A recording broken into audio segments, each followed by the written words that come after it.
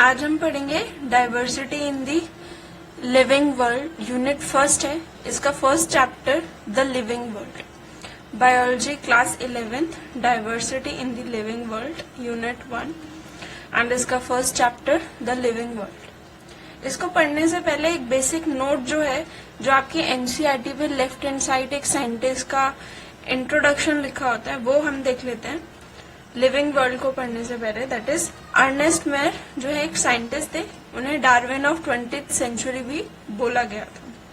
He also pioneered the currently accepted definition of biological species.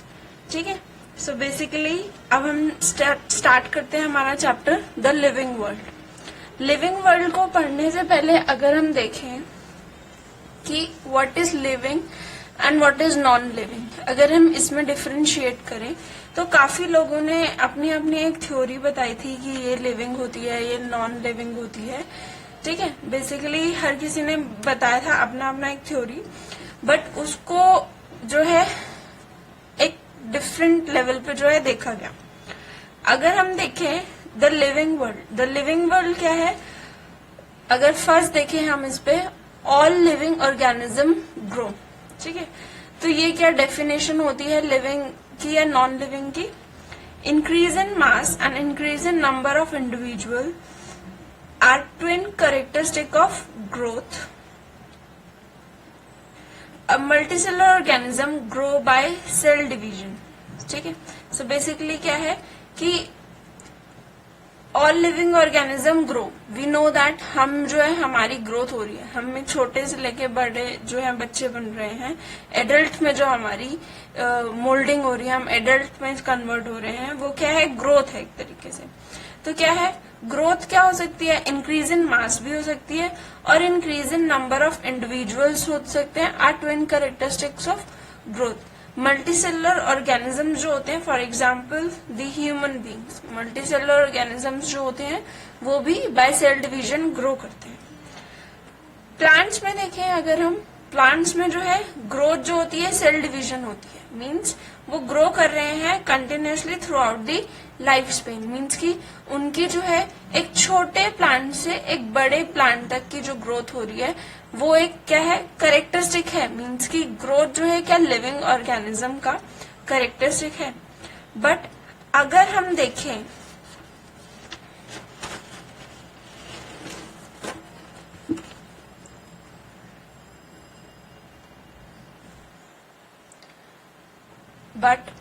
अगर हम देखें in animals this growth is only seen up to certain age. अब क्या है, animals में जो है एक ये जो ग्रोथ जो है वो कुछ एक सर्टेन एज तक जो है वो होती है। बेसिकली एक सर्टेन एज तक आके वो ग्रोथ जो है रुक जाती है, उसके बाद कोई ग्रोथ जो है आगे नहीं बढ़ती। जबकि हम प्लांट्स में देखें तो ग्रोथ होती है उसमें भी, बट उसमें भी एक लिमिट तक होके वो भी रुक जाती है। Unicellular organism also grow by cell division. Unicellular organism जैसे कि हम अपना अमीबा देख सकते हैं, अमीबा जो है वो भी ग्रो करता है by cell division. Means unicellular organism is amoeba, वो भी ग्रो करता है बाय सेल डिवीजन। बट अब इसमें क्या आ जाता है? नोट आ जाता है, एक एक्सेप्शन आ जाता है। वो क्या हो जाता है कि non living objects also grow if we take increase in body mass as a consider as growth. ठीक है, मीन्स कि अब हमने देखा ग्रोथ क्या है कि सेल डिवीजन हो रही है वो ग्रोथ है, इंक्रीज इन मास जो है वो ग्रोथ है। बट अगर हम नॉन लिविंग थिंग्स में जाएं, नॉन लिविंग्स में अगर हम इंक्रीज इन बॉडी मास को कंसीडर करते हैं कि वो ग्रोथ होती है, तो नॉन लिविंग्स जो है वो भी ग्रो कर रहे हैं इसमें। जैसे कि हम माउंटेन्स में देख सकते हैं, अगर फॉर एग्जाम्पल एक पत्थर लिया, उस पर कोटिंग होती जाती है, वो पत्थर अगर बड़ा हो जाता है तो वो क्या है? नॉन लिविंग है पत्थर तो। ठीक है, माउंटेन्स को देखते हैं, उनमें जब लेयरिंग होती जाती है तो वो माउंटेन भी जो है बड़े हो जाते हैं, तो वो क्या है? नॉन लिविंग है माउंटेन्स तो हम कैसे कह सकते हैं कि ग्रोथ जो है वो कैरेक्टरिस्टिक है किसका? लिविंग का। सो इन लिविंग ऑर्गेनिज्म ग्रोथ जो होती है कहाँ से होती है? इनसाइड से. वी नो दैट कि ग्रोथ जो है इनसाइड द बॉडी होती है. बॉडी में जो फंक्शंस होते हैं उसकी वजह से ग्रोथ इनसाइड होती है. बट अगर हम नॉन लिविंग में देखें तो ग्रोथ जो है वो आउटसाइड होती है. ग्रोथ आउटसाइड होती है मीन्स कि एक माउंटेन आया, देन उसके ऊपर एक लेयरिंग आएगी, तो वो माउंटेन की जो ग्रोथ है थोड़ी बढ़ जाएगी. देन उसके ऊपर एक और लेयरिंग आ जाएगी, वो माउंटेन की ग्रोथ और बढ़ जाएगी. तो ये क्या ग्रोथ जो हो रही है आउटसाइड हो रही है नॉन लिविंग में. So growth therefore can not be taken as a defining property of living organism. तो हम ग्रोथ को एक डिफाइनिंग प्रॉपर्टी नहीं बोल सकते लिविंग ऑर्गेनिज्म की, कि वो ग्रोथ जो है वो मीन्स की एक कैरेक्टरिस्टिक नहीं है. बेसिकली ग्रोथ जो है वो कैरेक्टरिस्टिक्स किसके? लिविंग सिस्टम का. Growth is a part of living system because as dead organism does not grow. We know that कि डेड ऑर्गेनिज्म ग्रो नहीं करते, ठीक है. बट ग्रोथ क्या है? लिविंग सिस्टम का एक कैरेक्टरिस्टिक है, बट एक डिफाइनिंग प्रॉपर्टी नहीं है लिविंग ऑर्गेनिज्म की. क्यों? क्योंकि लिविंग ऑर्गेनिज्म तो ग्रो कर रहे हैं, बट वो कहां से कर रहे हैं? From inside the body. But अगर हम नॉन लिविंग में देखें तो आउटसाइड द बॉडी ग्रोथ हो रही है. मीन्स माउंटेन्स अगर हम देखें ग्रोथ हो रही है वहां पे, तो वो क्या है? वो आउटसाइड है. ग्रोथ तो वो कंसीडर फिर भी हो रही है. तो ग्रोथ को हम जो है एक डिफाइनिंग प्रॉपर्टी लिविंग ऑर्गेनिज्म की नहीं बोल सकते, ठीक है. तो अब ये ग्रोथ भी नहीं है लिविंग ऑर्गेनिज्म की प्रॉपर्टी, तो हम कैसे डिफाइन करेंगे कि ये लिविंग ऑर्गेनिज्म है या नहीं है लिविंग ऑर्गेनिज्म? सो सेकेंड चीज इसमें आ जाती है, that is metabolism. Sorry, that is reproduction. Metabolism आगे है, मैं आपको बताऊंगी इसमें भी. तो सबसे पहले हम देख लेते हैं कि सेकेंड चीज जो आ जाती है वो आ जाती है क्या? रिप्रोडक्शन. तो reproduction likewise is a characteristic of living organism. अगर हम रिप्रोडक्शन देखें तो एक मल्टी सेलुलर ऑर्गेनिज्म अपना प्रोजेनी जो है बनाती है बाय सेक्सुअल मेथड, ठीक है. एसेक्सुअल मेथड्स भी होते हैं रिप्रोडक्शन के एंड सेक्सुअल मेथड भी होते हैं रिप्रोडक्शन के. जैसे कि अगर हम देखें, fungi multiply and spread easily due to the million of asexual spores they produce. ये फंजाई की प्रॉपर्टी है. फंजाई क्या करता है? मल्टीप्लाई करता है और स्प्रेड करता है. किससे? Due to the million of asexual spores जो कि वो प्रोड्यूस करता है. अगर हम लोअर ऑर्गेनिजम्स में जाएं, जैसे कि ईस्ट हो गया, हाइड्रा हो गया, इसमें हम क्या ऑब्जर्व करते हैं? बर्डिंग. ईस्ट एंड हाइड्रा में हम क्या ऑब्जर्व करते हैं? बर्डिंग, जो कि क्या है? Method of reproduction. Next, planaria में अगर हम देखें, प्लेनेरिया फ्लैटफॉर्म्स जो होती हैं, we observe true regeneration. That is a fragmented organism regenerate the lost part of its body and become a new organism. For example, regeneration में अगर हमने देखा कि फ्लैट फॉर्म को अगर हम कट कर देते हैं, means planaria is a flat form, ठीक है, उसको अगर हम कट कर देते हैं, फॉर एग्जाम्पल के तौर पे ये है एक प्लेनेरिया. प्लेनेरिया को हमने यहाँ से कट कर दिया, यहाँ से कट कर दिया, ठीक है. फॉर एग्जाम्पल हमने यहाँ से जब कट किया तो इसके ये अलग पार्ट हो गए, ये अलग पार्ट हो गया, ये अलग पार्ट हो गया. लेकिन अब क्या करेगा कि रीजनरेशन क्या होती है कि ये जो कटेड पार्ट है, इसका जो नीचे का बॉडी जो लॉस हुआ है वो दोबारा से रीजनरेट करेगा, और इसका जो अपर बॉडी का जो पार्ट लॉस हुआ है वो दोबारा रीजनरेट करेगा. तो ये दो बन जाएंगे ऑर्गेनिज्म, ठीक है. मीन्स ये दो ऑर्गेनिज्म सेम सिमिलर ऑर्गेनिज्म दो में कन्वर्ट हो जाएंगे, ठीक है. तो ये होगी क्या? True regeneration. मीन्स जो लॉस्टेड पार्ट है, मीन्स ये जो लॉस्टेड पार्ट है इसका ये दोबारा रीजनरेट करेगा, तो एक फुल ऑर्गेनिज्म दोबारा बन जाएगा. मीन्स एक को हमने दो पार्ट में डिवाइड किया था, एक ऑर्गेनिज्म को दो पार्ट में कट कर दिया था, तो जो इसका अपर पार्ट, जो अपर वाला है, इसका लोअर पार्ट जो है वो लॉस हुआ तो ये रीजनरेट करेगा, और ये जो है लोअर पार्ट है तो इसका अपर वाला पार्ट लॉस हुआ तो वो रीजनरेट करेगा. तो टोटल दो ऑर्गेनिजम्स में जो है, टोटल दो ऑर्गेनिजम्स में ये बन जाएंगे। नेक्स्ट अगर हम देखें फंजाई, फंजाई में क्या है, the filamentous algae, the protonema of mosses और इजिली मल्टीप्लाई बाय फ्रेगमेंटेशन। ये हमने आई गेस 9th क्लास में भी पढ़ा हुआ है कि फ्रेगमेंटेशन क्या होती है, ठीक है, एंड 10th क्लास में भी हमने पढ़ा है बेसिकली फ्रेगमेंटेशन क्या है इसमें। देन अब क्या है कि फ्रेगमेंटेशन जो है मेथड होता है ऑफ रिप्रोडक्शन, ये क्या है, इसमें भी फिलामेंटस एल्गी में यूज होता है एंड इससे रिप्रोडक्शन होती है, उनकी एक न्यू प्रोजेनी बनती है। नेक्स्ट हम देखें unicellular organism like bacteria, unicellular algae और amoeba, reproduction is synonymous with growth, that is increase in number of cells. अगर हम यूनिसेलुलर ऑर्गेनिजम्स देखें, यूनिसेलुलर ऑर्गेनिजम्स जैसे कि हमने बैक्टीरिया देख लिया, यूनिसेलुलर एल्गी देख ली एंड अमीबा देख लिया, रिप्रोडक्शन क्या है, सिनोनिमस विद ग्रोथ, मीन्स जैसे जैसे नंबर इंक्रीज करेगा सेल का वैसे वैसे उनकी ग्रोथ भी इंक्रीज करेगी, that is increase in number of cells, वो क्या है, रिप्रोडक्शन। अमीबा की रिप्रोडक्शन आपको पता है कि एक अमीबा होता है वो 2 में स्प्लिट कर जाता है, 2 उसकी डॉटर सेल्स बन जाती हैं, तो वो क्या है, रिप्रोडक्शन है। तो अब इसमें भी पॉइंट आ जाता है कि रिप्रोडक्शन हमने देखा 1 से 2 प्रोजेनी बन जाती हैं, वो क्या है, डॉटर सेल्स जो बन जाती हैं, वो क्या है, रिप्रोडक्शन है। बट क्वेश्चन ये है, क्या वो कैरेक्टरिस्टिक है लिविंग ऑर्गेनिजम्स का?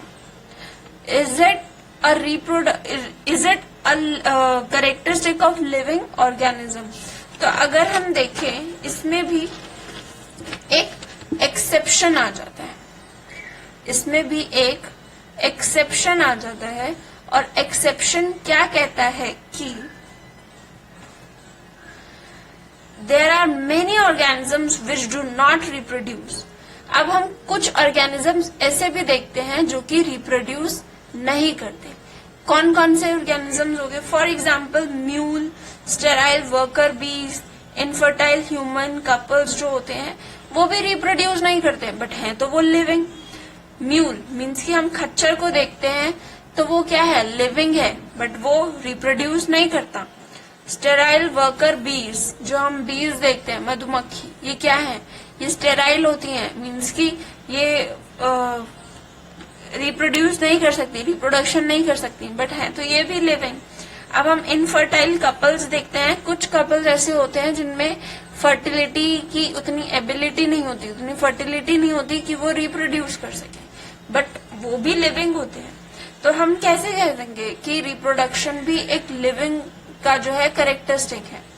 तो इसमें भी क्या कहते हैं कि reproduction can not be an all inclusive defining characteristic of living organism.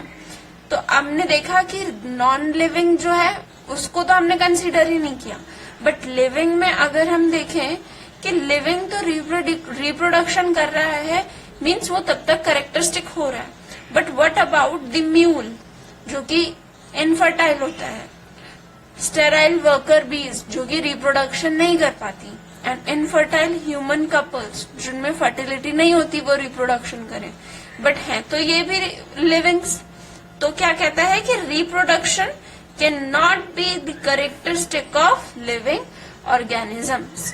तो हम इसे नहीं कह सकते कि ये कैरेक्टरिस्टिक है, क्या डिफाइनिंग कैरेक्टरिस्टिक है किसका, लिविंग ऑर्गेनिजम्स का। नेक्स्ट क्वेश्चन आता है हमारा मेटाबॉलिज्म। मेटाबॉलिज्म बेसिकली क्या होता है, the sum of total of all the chemical reactions occurring in our body is metabolism। जितने भी हमारी बॉडी में रिएक्शंस होते हैं, जितना भी सम ऑफ केमिकल रिएक्शंस जो कि हमारी बॉडी में आकर करते हैं, वो क्या है, मेटाबॉलिज्म। मेटाबॉलिज्म अगर हम देखें 2 तरीके के होते हैं, that is catabolism and anabolism. Metabolism जो है वो बेसिकली 2 तरीके के होते हैं, that is anabolism and catabolism. अगर मैं आपको दिखाऊं कि सॉरी ब्लू पेन यूज करते हैं, मेटाबॉलिज्म जो होता है वो 2 तरीके का होता है, that is catabolism and anabolism. Catabolism क्या होता है कि एक बड़ा सा सब्सटेंस है, ठीक है, अब ये क्या होगा, ब्रेक होगा छोटे छोटे सब्सटेंस में, तो ये क्या है, कैटाबॉलिज्म। एनाबॉलिज्म क्या होता है कि छोटे छोटे सब्सटेंस मिलकर क्या बनाते हैं, एक बड़ा सब्सटेंस में क्रिएट करते हैं, तो ये क्या है, एनाबॉलिज्म। मींस ये ब्रेकेज करता है फूड की, तो ये क्या करता है, ये बिल्डअप करता है प्रोटीन की, तो ये क्या है, मेटाबॉलिज्म। मेटाबॉलिज्म क्या होता है, is a sum of total chemical reactions occurring in the body. दो टाइप होते हैं इसके, कैटाबॉलिज्म एंड एनाबॉलिज्म। कैटाबॉलिज्म क्या होता है कि एक small substance large substance many small substance में क्रिएट हो जाते हैं, मीन्स कि एक लार्ज सब्सटेंस टूट के स्मॉल सब्सटेंस बन जाते हैं। जबकि एनाबॉलिज्म क्या है कि वही स्मॉल सब्सटेंस जो है मिलकर एक बड़ा सब्सटेंस बना देते हैं, ये क्या है, metabolism. So the sum of all the chemical reactions occurring in our body is metabolism. Next क्या कहता है कि no non living object exhibit metabolism. हमें ये पता है कि कोई भी लिविंग जो हो जाते हैं, नॉन लिविंग जो हो जाते हैं, उनमें मेटाबॉलिज्म नहीं होता। तो isolated metabolic reactions in vitro are not living things but surely a living reaction. But अगर हम देखें isolated metabolic reactions, for example IVF, in vitro fertilization, ठीक है, या फिर कुछ भी हो गया, रिएक्शंस जो होते हैं, जो हम इन विट्रो फर्टिलाइजेशन हो गया या फिर थ्रू सेरोगेसी या कुछ भी हो गया, इसमें हम क्या करते हैं कि टेस्ट ट्यूब में सबसे पहले फर्टिलाइजेशन कराते हैं एंड देन फिर हम उसको जो है यूट्रस में इम्प्लांट करते हैं, ठीक है, जब वो जाइगोट में कन्वर्ट हो जाता है। तो अब क्या है, वो रिएक्शन क्या है, एक मेटाबॉलिक रिएक्शन है, एक आइसोलेटेड रिएक्शन है, बट उसके अंदर जो रिएक्शन जो हो रहा है वो लिविंग रिएक्शन है। बेसिकली वो लिविंग थिंग में तो कंक्लूड हो रहा है, बट कुछ रिएक्शंस जो होते हैं वो लिविंग थिंग में नहीं होते, बट श्योरली एक लिविंग रिएक्शंस होते हैं। तो वो क्या है, बेसिकली एक लिविंग रिएक्शन है और एक मेटाबॉलिक रिएक्शन है। तो हम कैसे कह दें कि metabolism is also a characteristic of living organism. तो अब बेसिकली तीन चीजें जो होती हैं हमने जिसके बारे में पढ़ा, that is first is the growth, second is the reproduction and third is the metabolism, जो कि लिविंग एंड नॉन लिविंग दोनों में हो रहे हैं। तो ये कैरेक्टरिस्टिक्स नहीं हुए किसके, लिविंग ऑर्गेनिजम्स के। तो अब लिविंग ऑर्गेनिजम्स में मेटाबॉलिज्म में देखें तो क्या होता है, सेलुलर ऑर्गेनाइजेशन जो होती है बॉडी की, वो एक डिफाइनिंग फीचर होता है किसका, लाइफ फॉर्म्स का। Means cellular organization, cellular organization जैसे कि सेल बना, cell is the unit of life, then फिर उसके बाद क्या बना, ग्रुप ऑफ सेल्स क्या बने, टिश्यू बना, टिश्यू बनने के बाद क्या बना, सेल बना, cell is the unit of life, cell के बाद ग्रुप ऑफ सेल्स मिलके क्या बने, टिश्यू बने, टिश्यू ने मिलके क्या बनाया, ग्रुप ऑफ टिश्यू ने मिलके क्या बनाया, ऑर्गन्स बनाए, देन ऑर्गन से क्या बना, ऑर्गन सिस्टम बना, देन फिर ऑर्गन सिस्टम से क्या बना, एक ऑर्गेनिज्म बना, ठीक है। तो एक फिर पूरा ह्यूमन बीइंग, ऑर्गन सिस्टम से ऑर्गेनिज्म बना एंड देन फिर एक पूरा ह्यूमन बीइंग जो है पूरा डेवलप हो गया। तो ये है सेल ऑर्गेनाइजेशन। तो सेल ऑर्गेनाइजेशन डिफाइनिंग फीचर है लाइफ फॉर्म्स का। तो अब नेक्स्ट अगर देखते हैं कि मेटाबॉलिज्म भी नहीं हमारा अगर लिविंग कैरेक्टरिस्टिक हुआ लिविंग ऑर्गेनिजम्स का, तो नेक्स्ट प्रॉपर्टी क्या है जो लिविंग ऑर्गेनिज्म के लिए डिफाइनिंग फीचर हो सकती है। तो नेक्स्ट है इज दी कॉन्शियसनेस।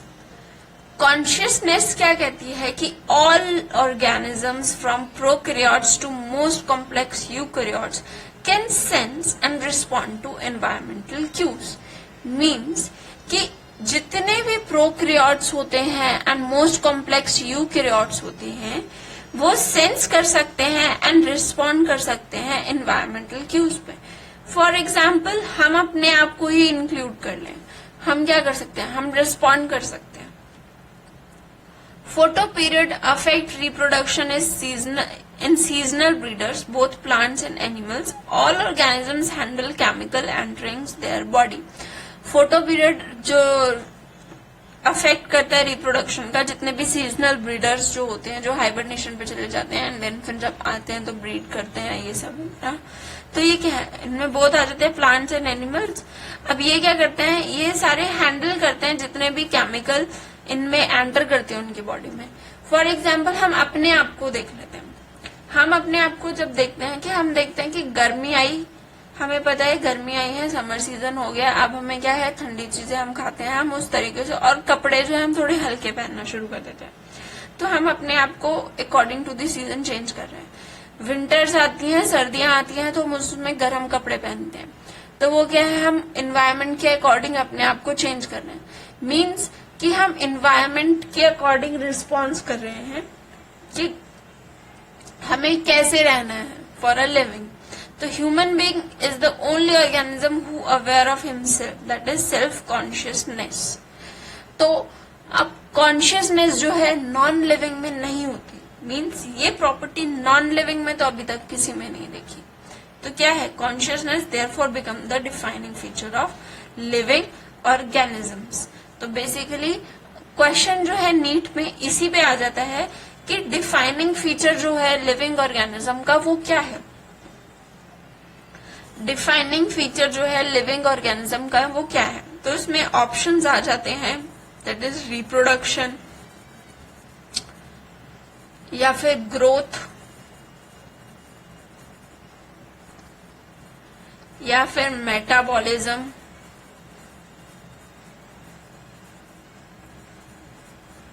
या फिर कॉन्शियसनेस। इसमें से कौन सी जो है प्रॉपर्टी जो है वो लिविंग ऑर्गेनिज्म का डिफाइनिंग फीचर है। तो इसका राइट आंसर जो है वो है consciousness. Consciousness is the defining feature of the living organism. Means कि कॉन्शियसनेस ही एक ऐसी चीज है जो लिविंग ऑर्गेनिज्म रिस्पॉन्ड करती है। नॉन लिविंग में कॉन्शियसनेस होती नहीं तो वो रिस्पॉन्ड नहीं करती। ठीक है। Hello guys, if you like the video then please subscribe, share and hit the bell icon, and if you have any doubt related to the topic then ask on comment box and give your feedback. All the notes are also available on our Instagram, Facebook, Twitter account, so keep supporting us.